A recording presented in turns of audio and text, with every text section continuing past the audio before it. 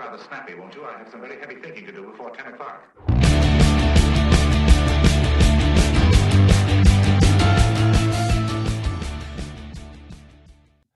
There we go. Good morning, everybody. We are here, and we have a special edition. Yeah, absolutely. I'm just trying to see if we're actually live streaming. Yeah, just double check it. We should be. Yeah, the big red thing over there at the top. How do you should tell? be. You just have to go to the to our page and refresh it a few times, and it'll go from there. It even said we're live right there at the top.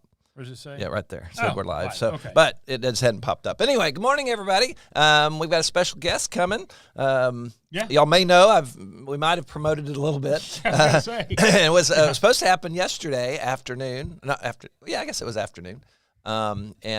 Please share this now that you got notified and everything. Just share this and let everybody know that we've got this special edition, especially for you. 13th Congressional District, Congressman Ronny Jackson will be in with us. Absolutely, yeah. He's headed this way now. Yeah, we have him scheduled at 9 o'clock. We just thought we would come on a little early. His people got with our people, and he's our people. But anyway, I'm Terry, and I'm Trey, and we've got, of course, Mike is always there with us, checking us out and making sure right there, yes, right there. And so we're anyway, we're here live, and we just figured we'd start a little early, be ready for Congressman Jackson when he gets here, and we'll just pop him in just like we do our regular guests, and because he's a busy guy, because he got stuck in Clarendon or something yesterday, and like I said, that sounded like a country and western song. Yeah. got banged up in Clarendon or whatever, got stuck in Clarendon. No, he was on his way back because he lives in West Texas or farther out west. And he was headed in from Clarendon and then had a meeting at Shepherd Air Force Base. And, of course, it was one of those things. It's like, okay, go to your silly little meeting at the Air Force Base. And put us off. Yeah. But, no, it was great. No. And speaking of last night, he had a campaign event at the warehouse downtown. We got press passes. Wow. Yeah. It was a really good event. If you watch the news, Channel 6 and Channel 3 were both there. And, of course, we were there. Yep. And he actually promoted. He actually said, "I'm going to be on their podcast" when he got up. Yep. But he got up and talked a little bit about what's going on, and of course things that he'll talk about here today. But it was a great event at the warehouse last night. You had so many people. You kind of had the who's who of Wichita Falls as far as elected officials and that sort of thing, business people there. You know, the one thing about him is he does have a lot of support in this area. Oh, yeah. And I think yes, he had the endorsement of Trump coming in, but I think what he's done is he's gone in and made a name for himself. In other words, I know he's still very close to Trump, but I don't think he's riding the president's coattails as far as keeping himself in office. No. Well, yeah, he's earned it.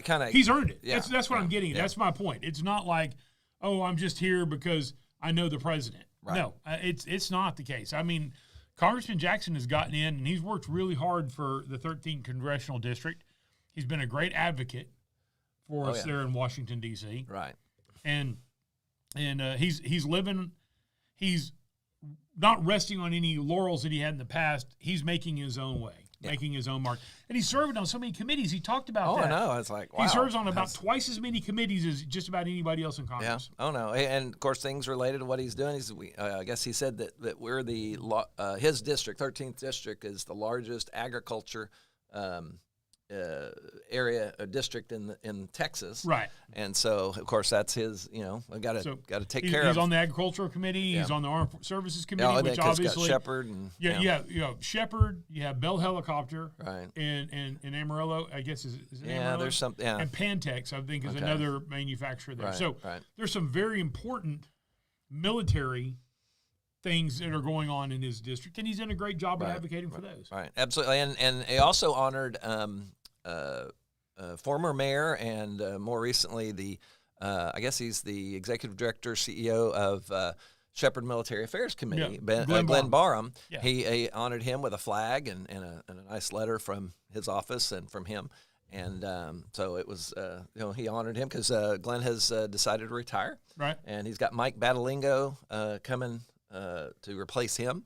Did you know that? I didn't know that. No, you didn't know that. No. Yes, he's replacing him. And Okay. yep, I'm working with them to get him. He's Mike's needing a new computer. And so yeah. all that. I don't know. Of course, Mike's city council member, right. And then he was actually on with us about 2 or 3 months ago. Yep.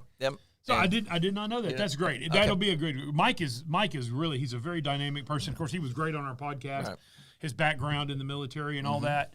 That'll be great. I didn't realize. I guess I had not caught that memo. Well, he's retiring from Shepherd as the chief of faculty development, which is basically all the instructors at Shepherd have to go through the technical training instructor course. Right. And you have to teach the teachers. Right. It's teaching the teachers. It's like I don't know what it is now, but I think it was like a 6-week class or something when I went through back in 1995. You have to learn the pedagogy. That's right. And so a lot of people. Which is a famous word, a 50-cent word for saying the way you teach stuff. Right. So anyway, he was in charge of that. Sounds almost like it's like a disease or something, or something you ought to get thrown in jail for. Yeah.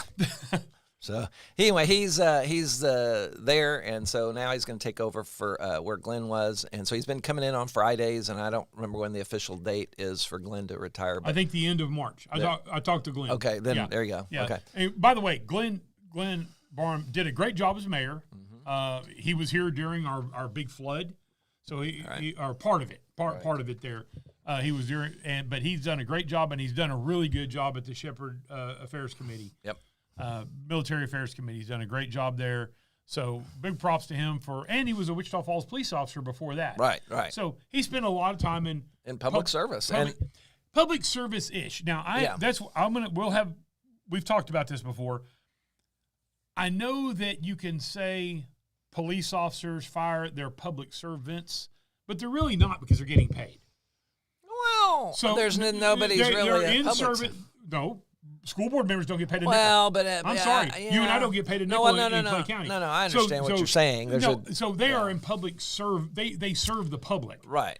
But to me, a servant is somebody who, by definition, no. But what I'm saying is, I give them all the props for doing what they do. I think it's a great idea. But what I'm saying is, there is a difference between somebody who does something for a living and somebody who does something that's basically volunteer. Right. And I can include the city council in that. Right. The city council is basically volunteer. Yeah, they get some sort of little stipend. The mayor is basically volunteer. Right. He gets almost some sort of little stipend. Honestly, Texas State Congress is almost like a volunteer job. Right, you get a little bit of money. You end up getting a retirement out of it, so you do end up getting something down the road. But as far as you don't get a lot of pay for doing it, especially for the hours that you spend. Well, yeah, absolutely. So I do say that people are in public service, and I agree with that. But when you're getting paid to do something, it's not 100% service.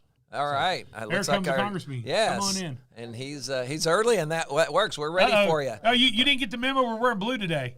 Yeah. So come on in, have a seat. We do this every morning. We were talking about swap the campaign event last night. Yes. Fantastic. Good to see you. Good to see you guys too. All right. Good morning. And so let me get you on. Do the 3. Yeah, do the 3. He's even got your name on there. Look at that. Yeah, we're fancy. We can do that. We're live, and the camera's right there where the prompter is. So, and you can have a seat wherever y'all like. You've done a little public speaking in your life. Yeah. Well, good morning. How are you? I'm good. How y'all doing? Doing good. So you've had a whirlwind tour coming through Wichita Falls. Had a great campaign event last night. Yeah, no, it was good. We started off in Amarillo, did a couple of events there, and then we hit a few places going down 287, headed here to Wichita Falls, and did the event last night, and then we're going to Denton today. Wow. So, yeah. All right, man. So since it's being redistricted, kind of tell everybody what your district looks like now compared to what it was when you first started. It looks very similar to what it did last time. We've been redistricted twice since I've been in Congress. And the first time, I was telling everybody last night, when I first got into Congress, it was kind of my claim to fame is that I had the number one most conservative, the number one reddest district in the entire United States. Out of 435 members of Congress, mine was the number one reddest. I thought it would have been Nancy Pelosi's. I don't know. Yeah. But then they redistricted us after I'd been here a couple years, and they changed it a little bit, and I lost I lost a few red counties, like I lost Cook County, which was pretty red, and they gave that, I think, to Brendan Gill or somebody at the time. I think it was Michael Burgess. But anyways, I lost that. I lost a couple of other counties out towards the Panhandle that were very red. And what they gave me in return was they gave me the city of Denton, right? Which is not as red. No. It's a little bit. At one time it was, Yeah. but I think over the years it is Not anymore. I mean, it's like a lot of the people from the Dallas area have migrated up to Denton. They wanted to get out of Dallas, and so. And it's not as bad as I heard it was, but it's still, they have UNT there, right? And I was like, oh, University of North Texas, I have this university in my district. Turns out it's kind of like a little mini Berkeley, It's there's some pretty liberal folks go to school there, and so it's all right. But I love UNT. I've been to some football games there. Met the president and the chancellor and some folks there. I mean, great. It's a great school, but it is blue. The area is much bluer than the rest of our district, and so that's why I got it, because they needed me to become a little bluer, and they needed the Republicans around me to get a little redder, so that the seats were we'd have balance out. A better chance of keeping the House and and winning those seats. So I had the most to give, so I had to give it up. But now what they did this last time is they took a large part of Wise County from me, which is also very red. Like I had Runaway Bay and Bridgeport in that area. I don't have that anymore. And those were some people that vote like religiously. I mean, and they're really, and they're strong Republican votes there. So they took that and they gave me a little bit more of Denton County. So if you look at the map, the district doesn't look like it's changed that much, but the difference is I have a bigger part of Denton. I have the whole city of Denton, but I have a bigger part of Denton County. And you don't have to change much there because it's heavily populated. Right, the boundary doesn't have to change much to gain a lot of population. Because the population's huge there. The rest out of west, you've got to change a lot of boundary. You've got to go miles and miles and miles and just draw on 20 people. I can take a half a mile in Denton County, and that's more people than an entire county out west. So Wow. Yeah. Crazy. Well, hey. Well, I'm going to lead with an interesting question. I'm in technology. That's what I do, and I help my customers deal with we're their IT department. Well, AI has become a really big deal. Yeah. And what is it that you or Congress and the Republicans and anybody, what are y'all doing as far as trying to rein in some of setting some boundaries and some guardrails on AI and all that, because it's both extremely powerful, but it's also extremely scary in what it can do. There's been so many things, and what I'm talking about. So what do we got going on that's going to help us? That hasn't been settled yet. There's a big push right now in Congress to have some federal regulatory control over AI, right? And that's most people would say states' rights. We don't want the federal government regulating anything. They regulate enough stuff, and I get that. That's actually true. But on the other hand, you don't want California regulating AI and California becoming the new standard. Right. Again, what happens? This is the way it works with emissions and everything else, right? California starts doing it, and then everybody else has to follow California's lead. And so there's some concern that like a big blue state like California will take the lead on regulating it, and it won't be good for conservatives, for the American people in general. California does a lot of stuff that's not good for the American people, but they're renowned for it. So there's a push right now, but it hasn't been solved yet. It hasn't been resolved yet. It's still being talked about. Right. Nothing's been done really yet. But yeah, you're right. AI is a powerful tool. It's going to be when AI and quantum computing mature, it's going to be like the discovery of electricity. Yep. I mean, it's going to be a complete 100% game changer for our way of life. Right. Well, my concern, just as a voter, as a conservative, that I'm all about staying out of stuff, getting the federal government to stay out of it. But I think this is going to be this is life changing. There needs to be some level of guardrails put in place, because it's the other thing we have to worry about too is just to hit on that too. We have to worry about our regulatory pattern on that, what we do from a regulatory standpoint for AI, whether it's the state or federal government. But we also have to worry about what other countries are doing too, Absolutely. China and Russia and like that. And we can't regulate ourselves or tie our hands so much exactly. that we're not competitive with them, because AI is going to give people huge competitive edges when it comes to the economy or to defense, all kinds of stuff. And so we have to be careful that we want to do the right thing, and we don't want AI to cause harm here in the United States, but we also have to make sure they stay competitive with our adversaries, especially the defense. Yeah. I can imagine, because you could take a small country that didn't have a lot, but if they had a real powerful AI, they could bolster their defense like crazy. Well, I can go buy a Mac Mini right now. Right. And load in. There's some software that just got put on out in the public domain, or it's open source, and I can have me an AI that runs on my own machine and ties in with some other AIs. Now it's dangerous. I don't recommend doing this because it is so much security concerns there. But anyway, I can do that right now for a few $100s, and that's great.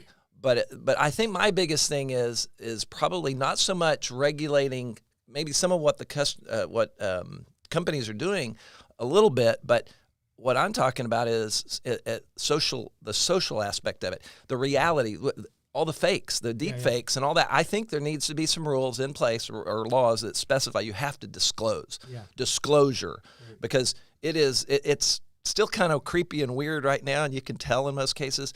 But it's going to just get better. And so I think if anything, that just my thoughts on it. There should be something like that where you have to disclose it. The unfortunate part is the people that want to do harm to you, whether it's just criminal harm or whether it's an adversary, want to do harm to you, they're not going to follow the rules on that. Well, they're outside the U.S. in most cases, But at least within our world, we can at least do that. But I don't see any competitive advantage for us not to have that at least within our country. It's like texting. Right. We get spam, both email and text and phone calls, and they're outside the reach of the FCC and the telecommunications industry, who runs the whole texting thing. But anyway, I just was wondering about that. No, that's right. You mentioned something last night at your campaign event that you actually were considering rolling out or not running again for Congress.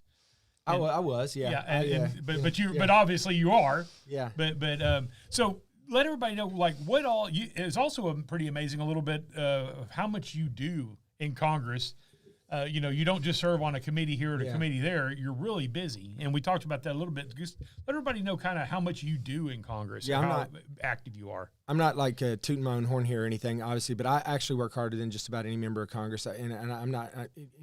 Most members will tell you that. It's not tooting your own horn if it's real. It's real. That's right. And it's because most members have 2 committees and 4 subcommittees. I have 4 committees and 9 subcommittees, and I chair 2 of those subcommittees. So it's incredibly busy. I'm on the Armed Services Committee, the Foreign Affairs Committee, the Intelligence Committee, and the Ag Committee. And, on the Armed Services Committee, I'm the chair of Intel and Special Operations, and I'm on the Sea Power Subcommittee. And on the Intelligence Committee, I'm on the CIA Subcommittee, and I chair Oversight and Investigation Subcommittee on Intel. And then in Foreign Affairs, I'm on the Subcommittee for Africa, the Subcommittee for the Middle East, and Subcommittee for Counterterrorism. And then on the Ag Committee, I oversee biosafety and for animal biosafety stuff in one subcommittee, and livestock in my other subcommittee. So it's extremely busy. I travel a lot because of Armed Services, Foreign Affairs, and Intel. I'm heavily involved in national security, intelligence, defense related stuff, which requires me to travel overseas a lot. I spend a lot of time in areas that other members don't really want to go. I mean, members want to travel to, Paris and, to London. Davos Davos and all these. And I don't go to any of those places. I go to like the most remote areas in Africa, and I go to the Middle East, and I go to places where, they're not tourist destinations by any stretch. Well, your military, you have a military background. Obviously, your career in the military kind of, you've been through battle, you've been in war, you've been through boot camp, so you're familiar with, that's not unfamiliar territory to you. I just got back from a trip when I went to Chad and Cameroon, and I was up in the Lake Chad area, way up in north part of Cameroon, and I was literally 20 miles from where the ISIS leaders live now. We were 20 miles from the hotbed of ISIS. Wow. So, that you got to go there and you got to see these things and you got to see what's going on, so you make sure you can provide proper oversight. You can give the authorities that our military and our intelligence agencies need, and that you can basically advocate for them with the leaders of these countries to make sure that they get what they need, so that they can go after these guys, so they can protect us. Because, I was saying. Somewhere along the way on this campaign kickoff, I was telling somebody that the next terrorist attack's not coming from Afghanistan; it's coming from Africa. It's coming from the Lake Chad area of Africa. That is where ISIS is headquartered now. That's where their leadership's at. That's where they raise their money. You got that Boko Haram? Are they still around? Boko Haram is part of it. Yeah, Boko Haram split, and they split. And half of them became Al Qaeda. The other half became ISIS. But yeah, that's Boko Haram's area up there. It's Boko Haram and 2 or 3 different elements of ISIS and a couple of Al-Qaeda factions that are up there in that area, and it's an insanely dangerous area. What people don't realize is when you're dealing with people who grew up in desperate situations, Yeah. they don't have anything to lose. Yeah, that's right. I mean, people in America, even if you're poor in America, you're still doing okay. You're doing better off than most of the world, honestly. But you have people that are really destitute where there is no social safety net. There's nothing. Right. If you don't procure food, you will starve to death. That's right. In America, somebody will feed you for the most part.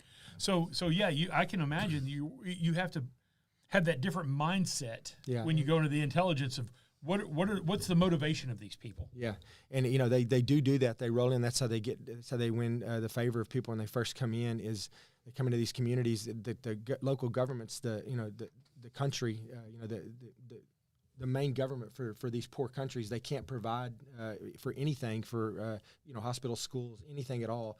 Just basic things like food. You said food and shelter. They can't provide any of that to these remote areas of these countries, and that's where these ISIS fighters roll in, and they provide some of that because they raise money abroad, right? And they have some resources, and they can provide that. They basically will help them get well water and help them do certain. And then they basically become the government to some extent. But then the problem is they bring this radical jihadi Islamic ideology with them.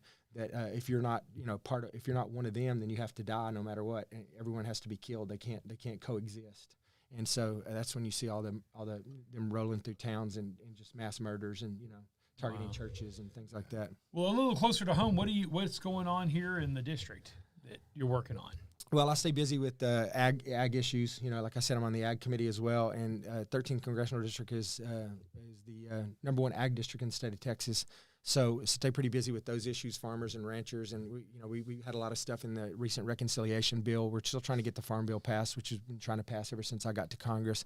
But what we have done is taken some of the key provisions that should be in the farm bill, and we rolled those into reconciliation. In particular, we got the reference prices increased, which are important for calculating, payouts when crops don't do well, things of that nature. We got the subsidies for crop insurance significantly increased so that more farmers and ranchers farmers can have access to crop insurance. And so we've done quite a bit with reconciliation. So I work on the ag issues. The other things I work on too, to make sure that some of the key areas that fall under my purview in my jurisdiction with my committees. I work really hard to make sure that we have everything we possibly need for Shepherd Air Force Base, for Pantex, which most people know, but some might not know, is outside of Amarillo, Texas, and it's the one place in the entire country where they assemble and disassemble nuclear weapons. And so Pantex, kind of important. Yeah. There's a lot of Charlie Mikes going on. I don't know if you know what that is. Anyway, the Air Force did carry them. Anyway, go ahead. Yeah. And then we also have a Bell helicopter there in the Amarillo area, which is super important too. They provide lots of the airframes that we fly in the military, the V-22, the Osprey that you see flying around, the H-1, which is like the Cobra and the Huey. They make those. And then they're also making the new it's called FLRAA, the Future Long Range Assault Aircraft for the Army, which will also be adopted eventually, I hope, by the other services. But it looks kind of like the V-22, like the Osprey, where it's a tilt rotor, but it flies way faster and way further. So they're doing that as well. So they're key to our national defense, and they're in our district. So we make sure that we take care of everything they need. Wow, there's a lot of lobbying that you have to do up in Washington to get things done, isn't it? Yeah, it's good, and for the last couple of years, it's been good, and it'll be good for the next couple of years too, because I have a unique ability to lobby too that other members don't have, because I have way more access to the White House than most members do, because obviously I was a president's doctor, and pretty much everybody that works in the West Wing used to be my patient in the first administration. I took care of them, and I took care of their families, so I have a strong personal relationship, not just with the president, but with everybody else that works up there.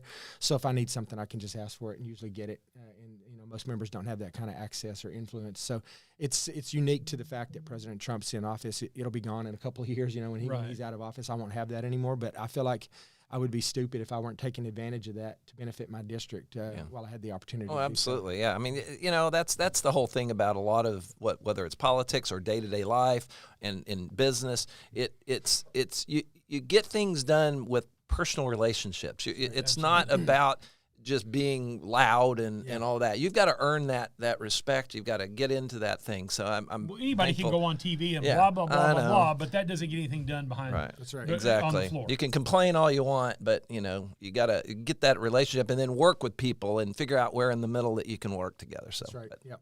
all right. So what do you think about term limits? What is your opinion? I'm a on that? huge fan of term limits. Yeah. Jesus, we've been screaming about term limits for 15 And I every didn't time it's used on to the be, radio. but now I'm sorry. Mike Hendren and I used to scream from the rooftop about term limits. And what about on the other thing, balanced budget? Is there ever even a possibility? I mean, we are I just looked the other day, we were at 38 trillion and pushing 39 trillion in debt. What in the world? Is anybody talking about debt right now? They talk about it a little bit, but I mean, yeah, it's on the agenda. But balancing the budget, you can balance the budget, but going after the debt's going to take some serious. Oh, yeah, absolutely. It's going to take some serious reforms. The only way you're going to reform, the only way you're going to really start going after the debt, you're going to have to reform some of the entitlement programs. It's just it's a reality. I mean, right now the Dems don't want to even talk about that. Right? I'm talking about Social Security, Medicare, Medicaid, those kinds of things.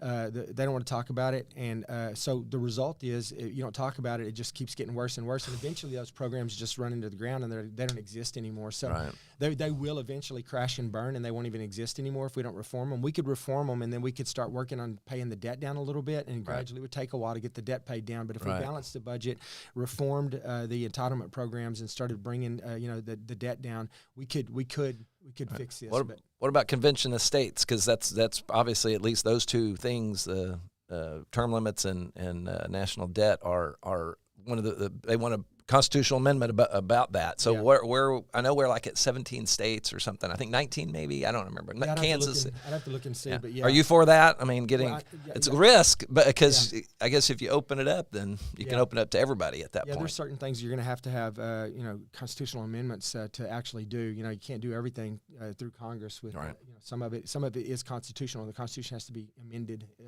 to fix it. But I'm a big proponent of term limits. The problem with term limits is that the people that have to bring that to the floor and vote on it, get it for a vote, they're the people that have been there for 30 years, and they're not going to do it. And that's where convention of states. We talk about it all the time, but they won't bring it to the floor, right? No. And especially in the Senate. I mean, the Senate's like horrible. I mean, everybody over there is 100 years old. It's crazy. Yeah. Right? But I think that we should do something. We should change the Constitution. I think personally that running for Congress every 2 years is a disaster. Thank you. I've said that as well. Yeah. I've said if it was up to me, Congressman, if it was up to me, and I've said this on this radio, I've said it on this podcast, everything would be 4-year terms. Yep. The Senate would go to 4-year terms, and the House would go to 4-year terms, and you'd be limited to 3 4-year terms. Yeah, 12 years. I even said at one point, I said, make it 4 years for the House, 6 years for the Senate, 4 years for the President, and limit it to 2 terms, right? And then it would be 2 4-year terms in the House, 2 6-year terms in the Senate, and 2 4-year terms but whatever, it doesn't matter. Whatever, 12, 8, whatever, framers, something. The reason the framers did the 2 years in Congress made sense at the time because you could only go because you had a family farm you had to leave, or you had your business, or your Smith or whatever. Mm-hmm. You could only go to Congress. You couldn't go and just make a living at Congress. No. You had to go there. You lost a lot of money. You went back to your family farm. Nobody thought that you could be there for 30, 40 years and make that a career. Yeah. No, and it's you do have to be there a few years to figure out how things work. Yeah. So, I think that, letting someone stay for 8 to 10 years is appropriate because you really start figuring stuff out, 4 years in, and then that's when you really start becoming more impactful. You start chairing committees and subcommittees and things like that. But, being there more than that is just, I don't know. It just. So what is we're going to assume that you're going to be here, be our congressman come November. Mm-hmm. So what are your plans, or what do you have like your first maybe 2 or 3 initiatives that you're looking forward to once you are reelected? Well, one of the things, the main thing I'm doing between now and then, and I hope that we can take advantage of. We have to keep the House, obviously. If your question depends on whether or not we keep the House or not. If we lose the House, it doesn't really matter what my initiatives are because ain't nothing happening in the House. We won't control it anymore. Hakeem Jeffries will be the Speaker of the House. All they will do every single day is impeach. It'll be the President, every single member of the Cabinet, that is literally all that will happen for the next 2 years. So the House will be a useless body. So I'll do what I can to stop as much as vote no. But you can only do so much when you're in the minority. You can only do so much in the minority, and your main tool is to vote no. And if they have a majority, they're going to pass it anyways. Now to go to the Senate, and hopefully we'll still have the Senate, and it won't pass, but that just means government just comes to a screeching halt. That nothing's happening in government, and nothing that the president's done or that the president plans to do will get done. He'll go back to doing stuff via executive order like he did during the first term, which is what'll be fine. We'll get it'll make an impact for a couple of years while he's there. But the second he's gone, you saw what happened when Joe Biden rolled in. He took every executive order that had the president's name on it. He undid it day one just because it had the president's name on it. Some stuff was really good for the country, for Republicans and Democrats, for all Americans. But he didn't care if it had Trump's name on it. They got rid of it, right? They undid it.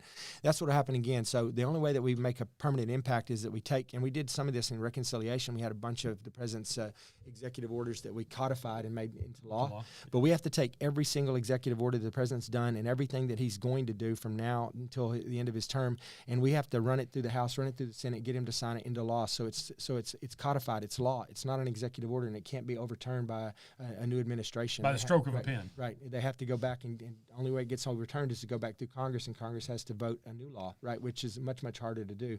So that's going to be one of my main objectives if we get back in, is to take everything on the president's agenda and get it codified somehow, right? Of course, I'll be working on intel and security issues. That's kind of my thing now in Congress, and so I'll be looking at all those issues too. Those are big. My kids are in the military, so I have a personal interest in making sure that our national security and our military are strong. So when you talk about the having the majority, now I know that traditionally whoever's in the White House, the midterms are not very good for That's them. right.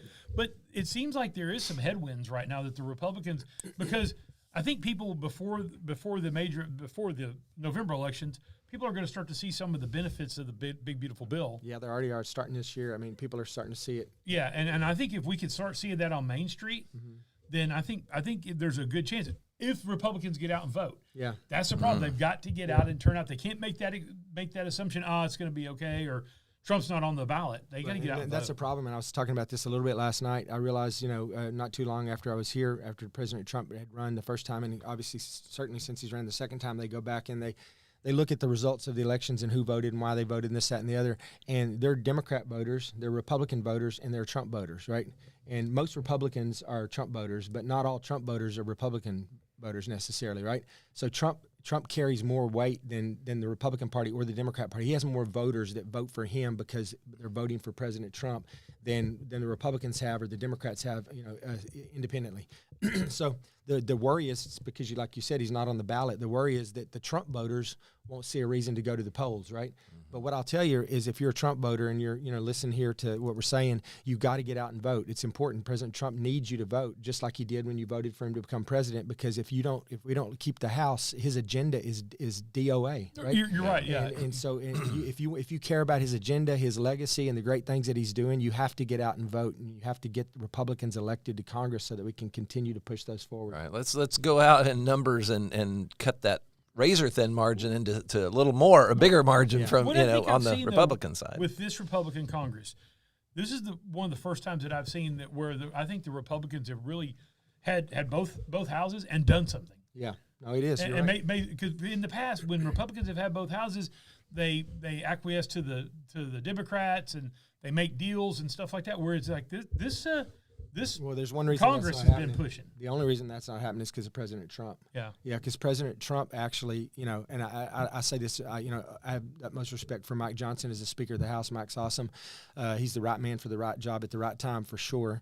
And the reason I say that is because he doesn't always do things the way I would want to do them. He's not as aggressive and as I would like him to be sometimes, and sometimes I want him to cut heads off, and make people pay for some of the stupid stuff they say and do that try to bring the party down on our side.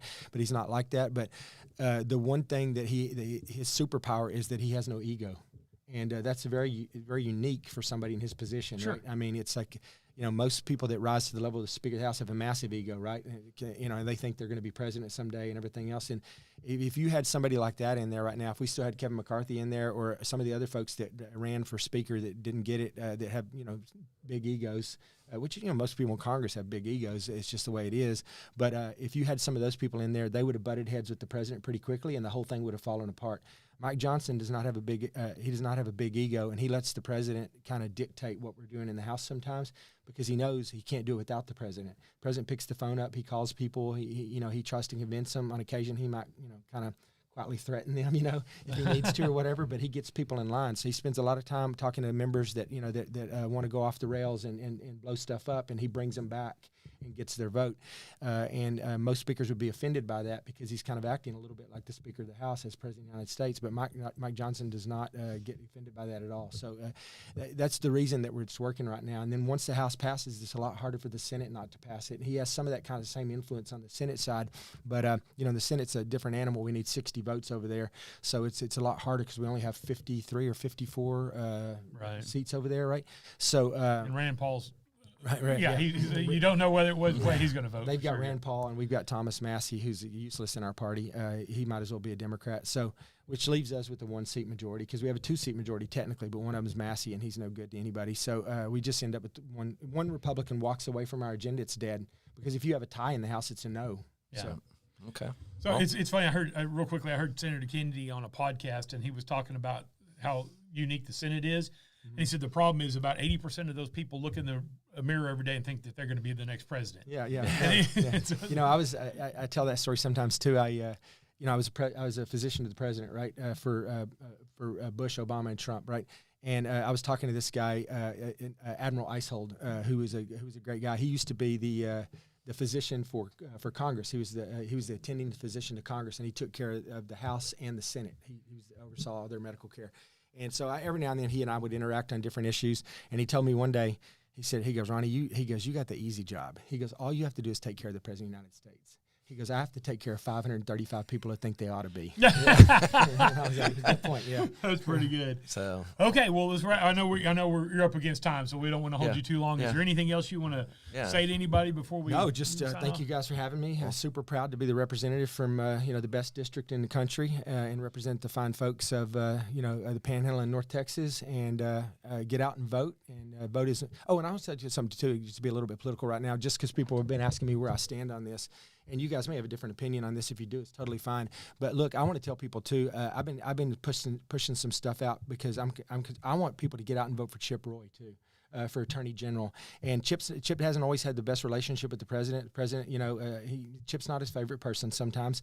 But look, I know Chip pretty well, and Chip has even when Chip's like bucked what's going on, with the president or whatever. He's done it on very principled, very constitutional reasons. He's insanely smart, and he will be. He may not be the best member of Congress because he's not always like the ultimate team player.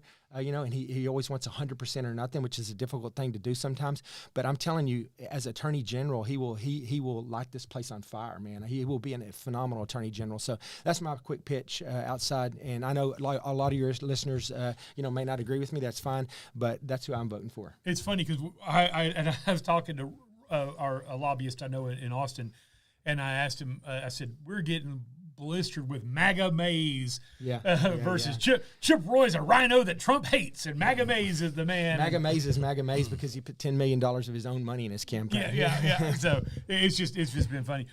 Last question I had. And he's not endorsed by the president. So, a lot of people will send flowers out and them in their picture of the president. And it almost looks like they're endorsed, but the president is not endorsed in this race. Well, the worst one is Don Huffines. Don Huffines has got a picture of Donald Trump walking about 6 steps behind him, and Don Huffines is walking out there. I thought, that's not really showing that you're right with the president. I can't blame him. I kind of did some of the same thing when I first ran, because I had a lot of open source where the president was like, talking about me on TV. Oh, Ronny Jackson, Doc Jackson, I love Dr. Jackson.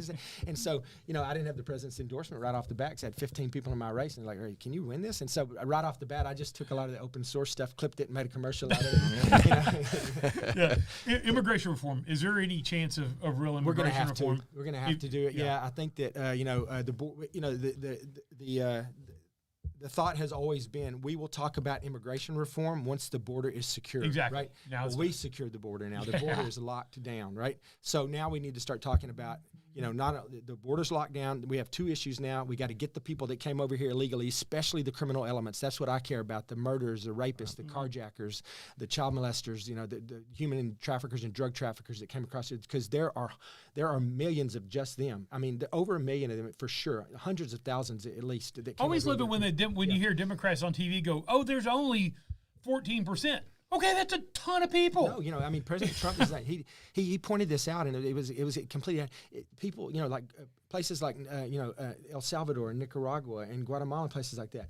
When the border was wide open, they have to house all these criminal elements. MS-13 and Trinidad, whatever they are. All these like horrible, like ruthless gang members, right, that wreak havoc on their countries, right, that they have to lock up and maintain.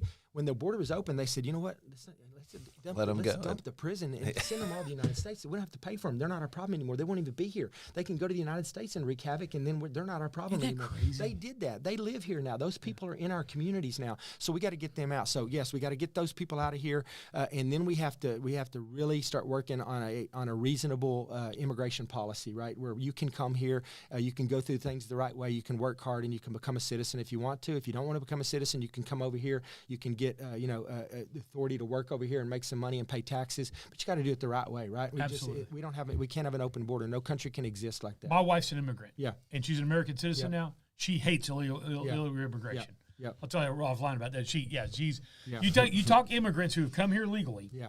and gone through the system and all that, and they are so anti-illegal immigration. It's unbelievable. All right, well, let's wrap it up here. All right, thank you very much. We'll Appreciate wrap you it up, coming and in. then we'll see you off. So, everybody, we'll thank you for joining us. We'll see you tomorrow. Thank With you, our regular one. Yes, thank you, Congressman Jackson, for coming to see us, and I guess we'll wrap it up. And as Mike always said, we'll see you down the road. Thank y'all.